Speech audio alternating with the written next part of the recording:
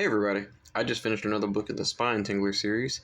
This is Pet Store, possibly considered one of the worst books in the series, and it's down there. It's probably the worst one I've read. I don't know if it's the worst one I've read so far, because there's one I read called Where Have the Parents Gone, and I think I did enjoy this a little bit better, but not much, just very, very close.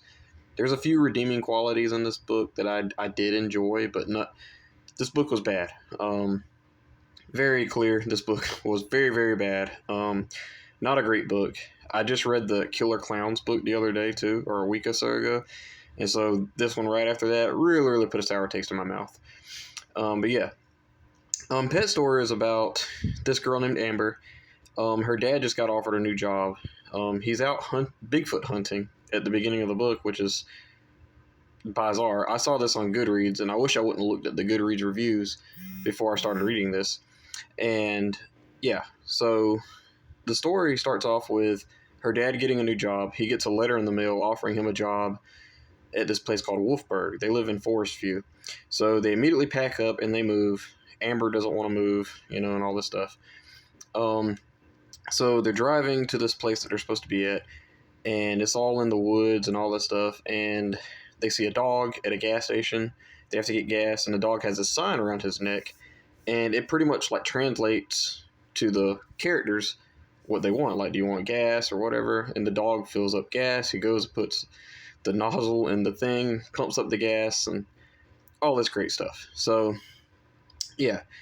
The parents end up going to the Pincher's household, which is a group of dogs that basically control humans. This whole town is full of just dogs running a town, and there's humans. That's basically in the nutshell. That's basically what this book is about. Dogs controlling humans. There's dog shows, like a little obedient school things. It's ridiculous. So the dog gives them gas, and they carry them to this place called the Pet Store, where the parents are picked up by the Pinchers. And they got their signs, and they're talking to them and all that. And it turns out that the kids, they don't want the kids. They just want the two dogs. One's going to be a guard dog. One's going to be like an inside dog. And they didn't need the humans. Humans, not dogs. I'm probably going to call the humans dogs in this review. And I've probably done it on Instagram too. But yeah. So they put the two kids in a pet store, and they're in this cage until somebody comes and picks them up. And the parents are okay with this. Like, there's really no fighting this. It's really stupid, like how there's really no logical, sense of danger or anything. They're just, okay with it. Especially the dad. The dad is completely useless. It's absolutely terrible. There's really no reason why all of this is just okay. Like, there's no rhyme or reason why all this is happening. I like to think, because they do get fed like dog food, but it's human food. I like to think that that's making them do that, but it's not clarified at all. Anyway, the parents leave with their new family, and the girl Amber runs into this girl named Jessica. And Jessica is this girl that is a refugee. She escaped, and she has she gives her a dog whistle.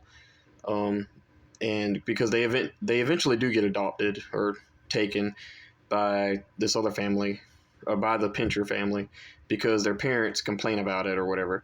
So anyway, or the parents complain that they want their kids, they can't act right. They kind of have a sense of reason to come back. Again, it's not explained why, it just happens.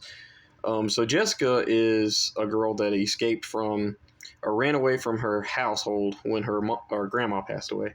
And she got caught up in this, and that's where she's at. So anyway, Amber goes and stays. Amber and Nick, which is her brother, go and stay at their new household, and they have little dog houses or human houses that they sleep in. And they begin to. Amber is the only one that really plans an escape. Everybody else is fine with what's going on.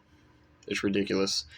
So she decides to dig a hole to go to escape and try to find help or something. And Jessica ends up popping up, and Jessica's on the other side. She ends up following her home or something, and she tells them, she basically says that we're going to adopt her when all this is said and done, we're gonna escape. And that's basically what the book is. There's a lot of like digging holes. And like this one, like there's one chapter, I swear it's like 3 pages of them digging a hole. It's really boring. There is a lot of boring stuff in this book. So yeah, we do learn that there is wild humans out, like the ones that don't get like adopted or taken or whatever. And that part really like intrigued me, because I was kind of hoping it was like there's a Simpson Treehouse of Horror episode that I really like. It's where like the Bart becomes like a robot or something, and there's these like robot like escapees like out in the wilderness. That's kind of what I expected, but it's not quite like that. Long story short, the wild humans end up coming up through the hole that the two girls dig, and they everything's kind of thrown off center because they don't want to have this like they have this like human show thing coming up. They don't want to do that now because these escapees are like out there, the wild humans or whatever. And yeah, and that's basically what this story is. They have to try to escape, and that's it. Like, I didn't even spoil anything, but I probably gave away like 90% of the book. There's nothing really great about this book. If I had to say any positives, I really enjoyed the wild human thing, and there's a scene that's actually kind of scary. Like, if I would have read this as a kid, I would have probably got a little scared of it. And that was like where the girl is in her doghouse, human house, sleeping, and a hairy human pops his head up like in a hole, and he like, it's just a good visual. Like, it really is. There is a little bit of humor in here where the dad's a complete idiot, but there is a scene where he like rides by like a fire hydrant and the wife stops him. She's like, "No, George, don't go over there." That was okay. But yeah, other than that, this was very weak. I really was intrigued by like to see how this place came to be. How did this Wolfburg place happen? It's not explained. Nothing is explained. It just happens. These dogs can drive. They have cars, but they can't really talk. But there is a plot hole in here, because if I read it right, and I could have read it wrong, they're at this obedience school, and the dogs can only talk through a sign. Well, one of the dogs speaks in a microphone, and he says something, and I'm like, well, that didn't make any sense. So maybe it was another human, but I'm thinking it was a dog. There's really no descriptions of what the people look like here. Amber's not described in any way, shape, or form. Jessica's not either. They just look dirty and wild, because, well, the Amber's family doesn't, because their people actually take care of them, or their dogs take care of them. The others don't, they mistreat them and all this stuff. So yeah, that's Pet Store. This was probably one of the worst books I've ever read from Spinetinglers. Again, I still don't think it's as bad as that Where Have All the Parents Gone? Maybe mainly for a few reasons. This felt like the same person wrote this one. I'm not sure if that's the case or not, but this kind of had the same kind of writing style. Very boring, very bland. It did get a little, I say it's boring and bland. This writing was a little bit boring at the beginning, and then at the end it kind of like, okay, like I guess it was like I opened up my mind a little bit more to it. I don't know. Like, I was actually interested whenever they popped up at this house, this place that's just run by dogs. It was actually like a good idea, kind of, but it was weird. I think this would have been better as like a short story or something. Just, not a full-fledged Spinetinglers book, because this was something. But yeah, I'm going to give Pet Store a 2 out of 5 stars. That is kind of high for this book. It probably deserves more of a 1.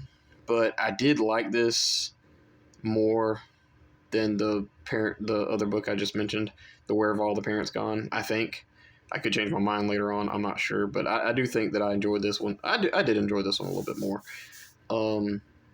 But there are some things that like kind of helped it. Like Amber's storyline was pretty good. Like she was like the one with the sense. If she acted like the other humans, this book would have sucked. And it did suck, but like not as bad. Not as bad as I thought it was. I just got through watching Goosebumps Completionist video on it, and he said about the same thing. like, I honestly think it's like, well, maybe 1.5 stars, but I'm gonna give it a 2 out of 5 stars because I did enjoy certain aspects of this book. Nothing, not a lot, but certain aspects was pretty good. And I say pretty good very loosely, very, very loosely. But yeah, I think that's it. Pet Store, 2 out of 5 stars. Please let me know in the comments, what did you think about this book? Oh, and fun fact, I'm buddy reading a bunch of books, so I tried to pick a book that I knew that the person I'm buddy reading with could not get their hands on, and this surprisingly was the only one that I found that wasn't listed on any website. I didn't even see it on eBay or anything. So yeah, unless people probably took Goosebumps completionist advice and burned it, because he literally said in his review to burn this book. I don't think they should burn it. I still am blessed to have it. But yeah, 2 out of 5 stars from me, guys. Please let me know in the comments below, what did you think about Pet Store? And yeah, I think that's it. Goodbye.